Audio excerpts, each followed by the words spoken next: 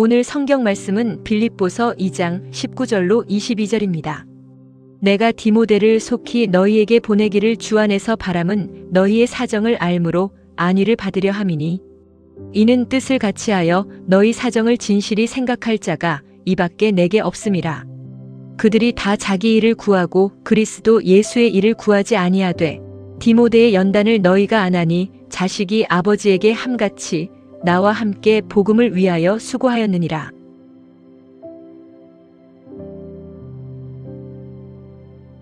사랑하는 넥스처치 성도 여러분, 그리고 오늘도 예배에 동참하고 계신 여러분을 진심으로 환영하고 축복합니다. 우리는 매일 수많은 사람과 관계를 맺으며 살아갑니다. 그리고 직장에서나 사회에서나 심지어 교회 안에서조차 사람을 마주칠 때 마음속으로 끊임없이 던지는 질문이 하나 있습니다. 그것은 바로 이 사람은 믿을 수 있는 사람인가? 라고 하는 질문입니다. 실제로 경영학 분야에서 당대 최고의 권위자로 평가받던 짐 콜린스 교수가 쓴 좋은 기업을 넘어 위대한 기업으로 라는 책에서 흥미로운 리더십 연구 결과를 발표했습니다. 짐 콜린스는 포춘지 500대 기업 중 15년 이상 평균의 3배 이상 성장을 이뤄낸 위대한 기업 11개를 조사합니다. 그리고 그들의 공통점이 무엇인가를 철저하게 분석합니다. 그 결과 지속적으로 위대한 성과를 내는 기업의 리더들에게는 아주 독특한 공통점이 있다는 것을 발견합니다. 저자는 리더의 유형을 두 가지 유형으로 분류합니다. 첫 번째 유형은 쇼에 나가는 말 타입의 리더입니다. 이들은 매우 화려합니다. 대단한 카리스마가 있고 자신을 드러내고 과시하는 데 익숙합니다. 사람들의 칭찬과 조명을 받는 것을 즐깁니다.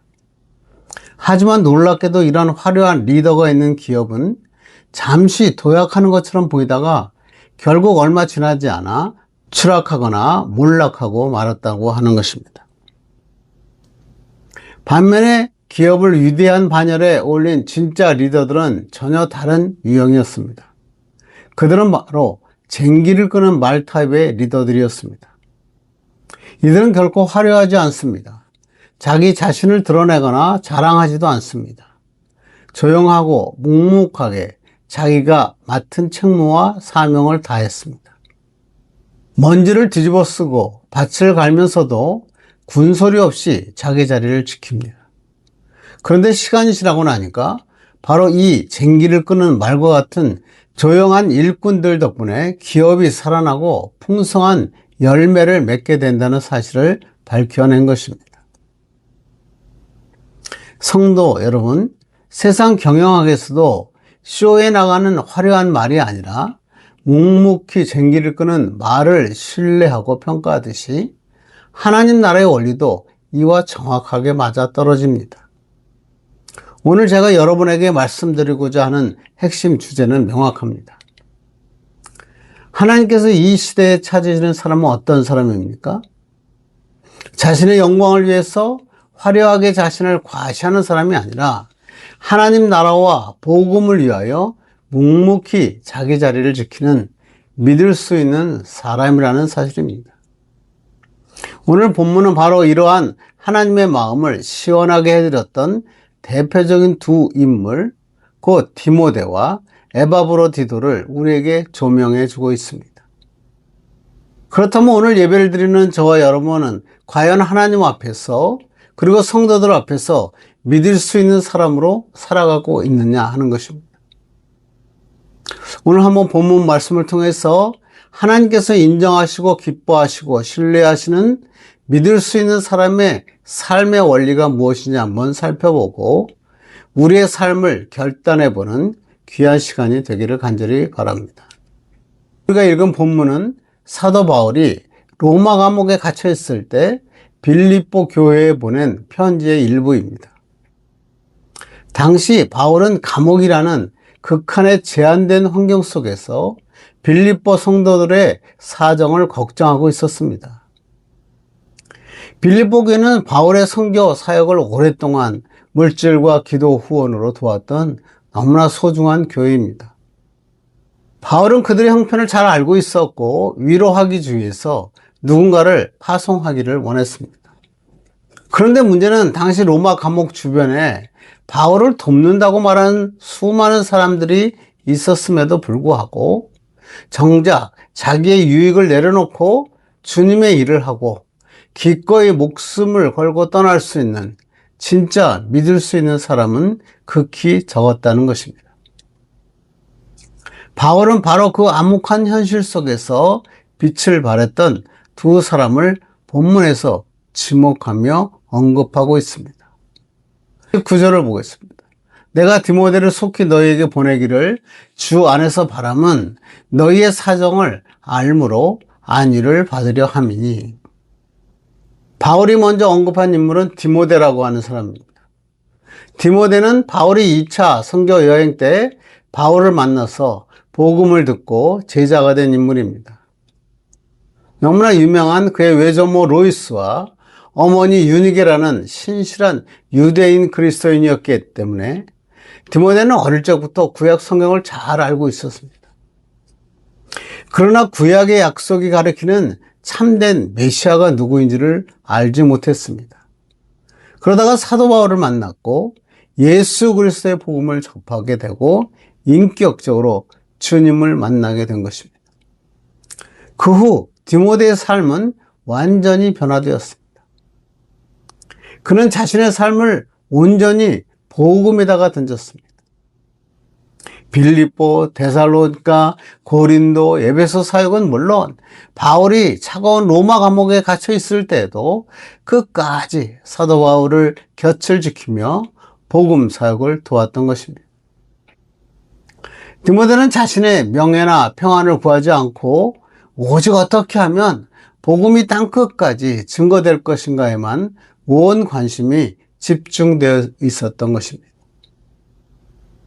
또 25절을 한번 보겠습니다. 그러나 에바브로디도를 너에게 보내는 것이 필요한 줄로 생각하노니 그는 나의 형제요 함께 수고하고 함께 군사된 자요 너희 사자로 내가 쓸 것을 돕는 자라. 바울이 소개하는 두 번째 인물은 에바브로디도입니다. 에바브로디도는 본래 빌립보 교회 교인이었습니다. 빌립보 교회가 감옥에 갇힌 바울에게 헌금을 전달하고 그를 수정 들도록 파송한 인물이었습니다.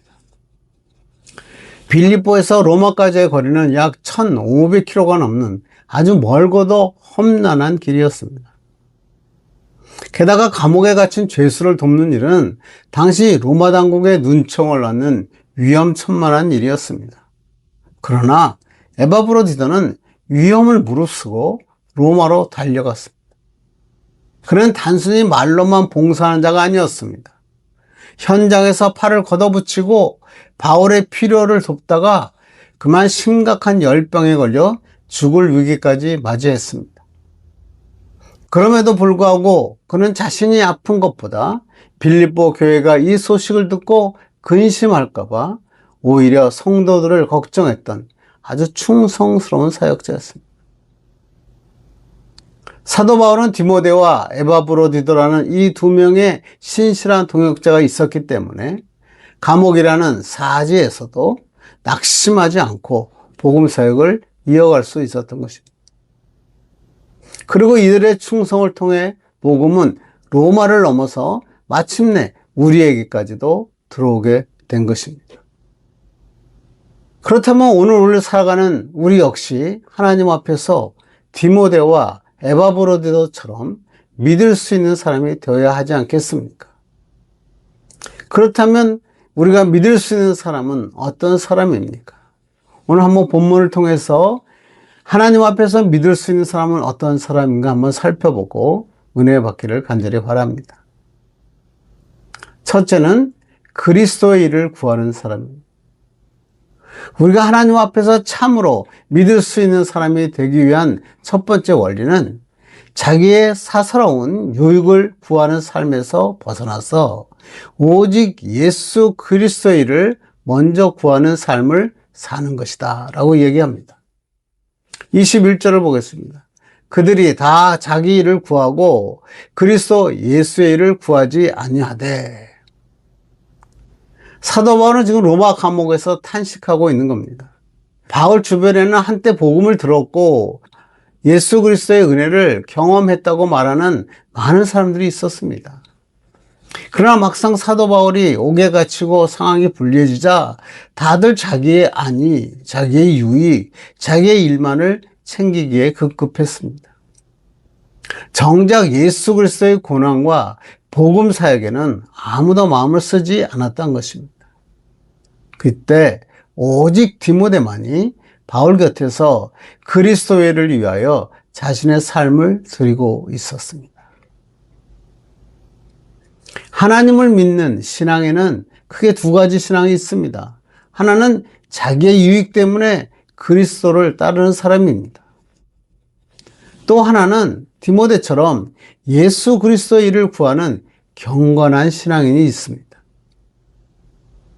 일반적인 그리스도인들은 자기의 유익을 구합니다. 자기의 이의를 구합니다. 자신에게 유익한 것만 찾는 무리들이 많이 있습니다.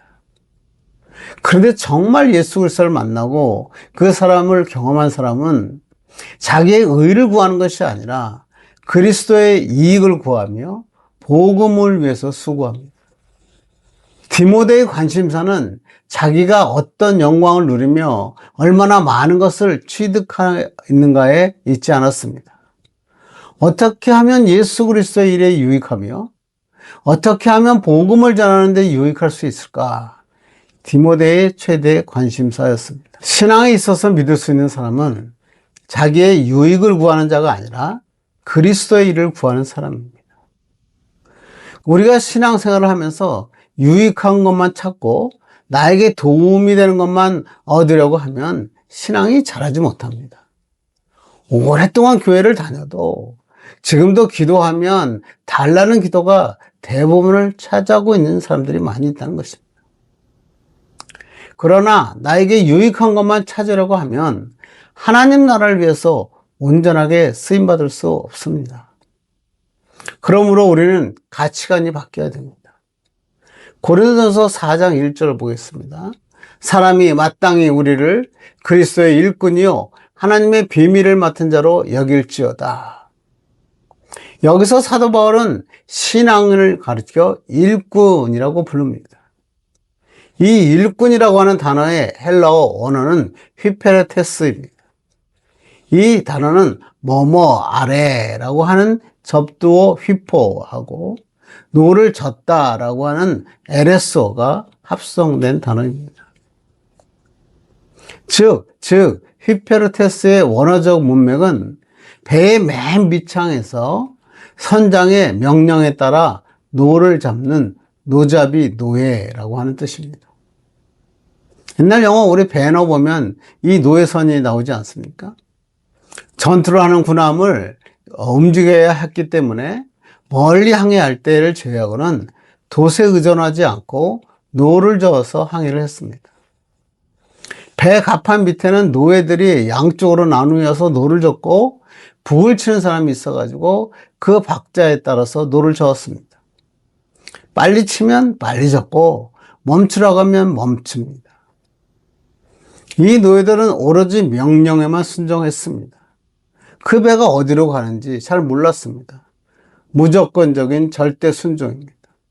이것을 휘페르테스, 즉 일꾼이라고 하는 뜻입니다. 따지고 비판할 것이 없고 노를 젓되 남이 젓는 것과 똑같이 박자와 방향을 맞추어 저어가는 것입니다. 그러므로 그리스도의 일꾼이라고 하는 것은 한 마음과 한 뜻으로 하나님의 말씀에 무조건 순종하는 것입니다. 그런데 주의 일꾼이라고 하면서도 말이 많은 사람이 있습니다. 그 일을 하면 내게 무슨 유익이 돌아오는지, 사람들이 나를 알아줄 것인지 먼저 생각하는 사람입니다. 그러나 그리스도의 일꾼은 오직 선장 되시는 그리스도의 명령에 따를 뿐입니다. 사람들이 알아주지 않아도 자신에게 주어진 책무를 잘 감당할 때 하나님의 교회가 성장하고 복음이 세계에 전해지는 것입니다. 마태복음 6장 33절을 보겠습니다. 그런즉 너희는 먼저 그의 나라와 그의 의를 구하라. 그리하면 이 모든 것을 너희에게 더하시리라. 사랑하는 성도 여러분, 우리가 내 사사로운 일과 유익을 우선시하며 주님의 일을 두 번째로 미루면 우리는 하나님의 능력을 경험할 수가 없습니다. 그러나 우리가 나의 영광이 아니라 예수 그리스도의 일을 가장 최우선에 두고 그것을 구하며 나아갈 때 하나님께서는 신뢰할 수 있는 일꾼이라 평해 주십니다. 그리고 우리의 삶에 필요한 모든 것을 채워주시고 경험하게 해주십니다. 자기의 일이 아니라 그리스도의 일을 구함으로 하나님께 믿을 수 있는 사람으로 인정받는 여러분 되기를 주님의 이름으로 축원합니다. 두 번째는 자기 목숨을 걸고 헌신하는 사람입니다. 하나님 앞에 믿을 수 있는 사람이 되기 위해서 두 번째 원리는 자신의 삶의 한계를 정해놓는 계산적인 신앙이 아니라 주님과 성도를 위해서 온전한 헌신을 드리는 것입니다. 27절 보겠습니다. 그가 병들어 죽게 되었으나 하나님이 그를 긍휼히 여기셨고 그뿐 아니라 또 나를 긍휼히 여기사 내 근심 위에 근심을 면하게 하셨느니라. 이 본문은 에바브로디도에 대해 소개하고 있습니다. 에바브로디도는 바울에게 필요한 것을 제공하기 위해서 빌립보 교인들이 보낸 사람입니다. 그는 빌립보에서 로마에까지 와서 감옥에서 바울을 도왔습니다. 그런데 에바브로디도가 병들어 죽게 되었습니다. 아마도 그 지역을 휩쓸고 지나갔던 열병 같은 것에 걸린 것 같습니다. 몸이 펄펄 끓고 죽을 것 같은 상태가 된 것입니다. 본인이 바울을 섬기려고 왔는데 오히려 섬김을 받아야 하는 상황이 되고 만 것입니다. 이런 상황이 되니까 에바브로디도는 본인에게 마음에 상당한 부담이 있었습니다. 또 그 사실이 빌립보 교회에 전해질 때 그에서 많은 영향을 미칠 것을 알았습니다. 또 이 사실이 빌립보에 있는 교회도 알려지게 되었습니다. 그러자 빌립보 교회의 교인들 중에 말하기를 좋아하는 사람들이 별의별 말을 다 했습니다. 하나님의 사역을 하다 보면 서로 용서해주고 서로 감싸주는 게 아니라 세상 사람보다 더한 비난을 하는 사람들이 많이 있다는 것입니다. 아픈 것은 몸으로 때우면 되는데 사람들의 비난은 마음의 상처가 되고 근심거리가 되는 것입니다. 그러나 그가 병들어 죽게 되었을 때 하나님께서 긍휼히 여기셔서 그를 고쳐주셨습니다. 그리고 그 하나님의 긍휼은 에바브로디도뿐만 아니라 바울에게도 주어졌습니다. 하나님께서는 에바브로디도를 치유하심으로써 바울을 근심 위에 근심에서 건져주셨다라고 본문은 기록하고 있습니다. 그래서 이제 사도 바울은 에바브로디도를 다시 보내면서 이렇게 얘기합니다. 모든 기쁨으로 그를 영접하라. 또 이와 같은 자들을 존귀히 여기라 라고 말합니다. 그리고 왜 그를 존귀히 여겨야 되는지에 대해서 설명합니다. 30절을 보겠습니다. 그가 그리스도의 일을 위하여 죽기에 이르러도 자기의 목숨을 돌보지 아니한 것은 나를 섬기는 너희의 일에 부족함을 채우려 함이니라. 에바브로디도는 그리스도의 일을 위해서 죽음의 문턱까지 간 상태에서도 자기의 목숨을 돌보지 않았다는 것입니다. 여기서 자기의 목숨을 돌보지 아니하였다라는 구절이 파라블레우사 메노스라는 단어입니다. 이 단어는 자기의 목숨을 걸고 위험 속으로 던지다, 주사위를 던져 목숨을 건 모험을 하다라고 하는 강력한 의미입니다. 하나님의 사역을 하다가 잘못되면 서로 용서해주고 감싸는 것이 아니라 세상 사람들보다 더한 비난을 하는 사람들이 많이 있어요. 아픈 것은 몸으로 때우면 되는데 사람들의 비난은 마음의 상처가 됩니다. 에바브로디도는 주님의 일에 자신의 안전지대를 설정해 놓지 않았습니다. 내가 여기까지 봉사했는데 내 몸이 상하거나 내 물질에 손해가 오면 나는 중단하겠다 라는 마지노선을 정하지 않았다는 것입니다. 그는 주님의 일과 사도 바울을 섬기는 일에 모든 자기의 생명까지도 주사위를 던지듯이 기꺼이 하나님께 던진 사람이다 라고 하는 것입니다. 우리가 주님께 헌신할 때는 목숨까지도 돌보지 않는 온전한 헌신이 필요합니다. 그런데 사람들은 그렇게 하지 못합니다. 자기가 해야 할 선을 그어놓고 거기까지만 하나님께 헌신하고자 합니다. 하나님께 드리는 것도 자기의 마지노선이 있어가지고 거기까지만 드릴 수 있지 그 이상은 안 된다라고 못 받고 신앙생활을 합니다. 그러나 하나님께서는 온전한 헌신을 원하십니다. 모든 것을 맡기고 주의 일을 하면 그때 하나님께서 기뻐하시는 놀라운 역사가 일어납니다. 우리가 잘 아는 아브라함이 이삭을 드리는 장면을 한번 살펴봅시다. 아브라함은 하나님의 명령을 듣고 자기의 전부인 이삭을 데리고 모리아 산으로 갔습니다. 자기의 전부인 아들을 줄 때는 언제고 이제 키워서 이삭 없이는 살 수 없다는 것을 아시는 하나님께서 아들을 바치라고 하셨으니 얼마나 당황스럽겠습니까? 그런데 아브라함은 하나밖에 없는 아들까지도 하나님의 부르심 앞에 내어드렸습니다. 그때 성경을 보면 하나님의 음성이 들렸다고 합니다. 창세기 22장 12절입니다. 내가 내 아들 내 독자까지도 내게 아끼지 아니하였으니 내가 이제야 내가 하나님을 경외하는 줄을 아노라.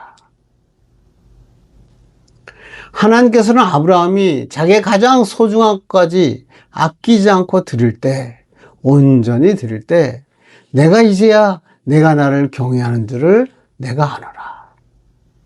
다시 말하면 내가 너를 믿을 수 있다라고 말씀하신 것입니다. 그리고 아브라함을 위해 제단 뒤 숲에 있는 순양을 미리 예비해 두셨습니다. 아브라함이 자신의 전부를 드릴 때 하나님께서는 장차 인류를 구원할 예수 그리스도를 상징하는 최고의 은혜를 예비해 두셨다는 것입니다. 사랑하는 성도 여러분, 오늘 우리는 하나님 앞에서 어떻게 헌신하고 있습니까? 시간이 남으면 주님 섬기겠다. 여유가 있으면 헌금하겠다. 내 삶에 피해가 안 오는 삶에서 봉사하겠다. 혹시 이런 적당한 헌신, 계산된 신앙으로 신앙생활하고 있지 않습니까? 그러나 하나님께서 신뢰하는 믿을 수 있는 사람은 에바브로드처럼 그리고 아브라함처럼 자신의 삶을 하나님께 온전히 던져 헌신하는 사람입니다. 하나님께서는 당신을 위해 온전한 헌신을 드리는 자를 결코 외면하지 않으십니다. 그 삶을 받고 최고의 인생이 되게 하십니다. 여러분 모두가 이런 온전한 헌신을 드리는 믿을 수 있는 사람 되기를 주님의 이름으로 축원합니다. 이제 말씀을 맺으려고 합니다. 우리는 서론에서 짐 콜린스 교수가 분석한 기업의 두 가지 리더십을 우리가 살펴봤습니다. 자신을 화려하게 자랑하고 과시하는 쇼에 나가는 말은 결국 조직을 무너뜨리지만 먼지를 뒤집어 쓰며 자리를 지키는 쟁기를 끄는 말은 조직을 살아나게 만든다는 사실이었습니다. 주님께서 오늘 이 시대에 찾으시는 하나님의 사람도 이와 같습니다. 사람들에게 보여주기 위해서 화려한 장식을 달고 카리스마를 과시하는 쇼에 나가는 말과 같은 사람이 아닙니다. 오직 하나님의 영광과 교회 그리고 성도들을 위해 묵묵히 밭을 가는 쟁기를 끄는 말과 같은 믿을 수 있는 사람입니다. 디모데처럼 자기의 일과 세상의 유익을 구하지 않고 오직 예수 그리스도의 일을 가장 먼저 최우선으로 구하는 사람이 되기를 바랍니다. 에바브로디오처럼 자신의 목숨과 안전을 계산하지 않고 주님의 몸된 교회를 위하여 하나님의 나라와 그의 의를 위하여 온전한 헌신을 드리는 참된 일꾼이 되기를 바랍니다. 하나님께서 여러분을 바라보시며 너야말로 내가 참으로 믿을 수 있는 내 일꾼이다 라고 기뻐하시며 칭찬할 수 있는 거룩하고 복된 성도 되기를 주님의 이름으로 간절히 축원합니다. 기도하겠습니다. 하나님 아버지, 디모데와 에바브로드처럼 살지 못하고 자기 일을 구하며 계산하고 마지노선부터 그었던 저의 모습을 이 시간 정직하게 자복합니다. 내 이름과 인정을 구하던 마음을 내려놓고 오직 그리스도의 일을 구하며 살라고 부르시는 주님의 음성을 이 시간 다시 듣습니다. 이제 사사로운 자기 일을 구하지 않고 먼저 오직 예수 그리스도의 유익과 그 나라와 의를 구하는 신실한 일꾼이 되게 하여 주옵소서. 계산적인 신앙을 벗어버리고 에바브로드처럼 그리고 아브라함처럼 하나님 나라의 성도들을 섬기기 위해 나의 소중한 삶을 온전히 내어드리는 충성스러운 성도들이 되게 하여 주옵소서. 먼지 나는 현장 속에서도 묵묵히 쟁기를 끌며 마침내 하나님 앞과 성도들 앞에 참으로 믿을 수 있는 하나님의 사람으로 우뚝 서게 하여 주옵소서. 우리를 위해 자기의 목숨을 온전히 내어주신 우리 주 예수 그리스도의 이름으로 간절히 기도드립니다. 아멘. 이제는 우리 주 예수 그리스도의 은혜와 하나님의 놀라우신 사랑하심과 성령의 교통하시고 충만하시고 역사하심이 오늘도 하나님 앞에 온전한 헌신을 드림으로 신실한 하나님 앞에 믿을 수 있는 사람이 되기로 결단하고 예배하는 자들 머리 위에 이제부터 영원까지 함께 하시기를 간절히 축원하옵나이다. 아멘. 우리는 빌립보서 시리즈 예수께 붙잡힌 삶 홀드온으로 말씀을 나누고 있습니다. 처음 시간에는 누가 나를 붙잡고 있는가? 두 번째 시간은 왜 놓지 않으시는가?에 대해 말씀을 나누었습니다. 오늘은 믿을 수 있는 사람에 대해 말씀을 나누었습니다. 다음 시간에는 금메달을 버린 남자에 대해 말씀을 나누겠습니다.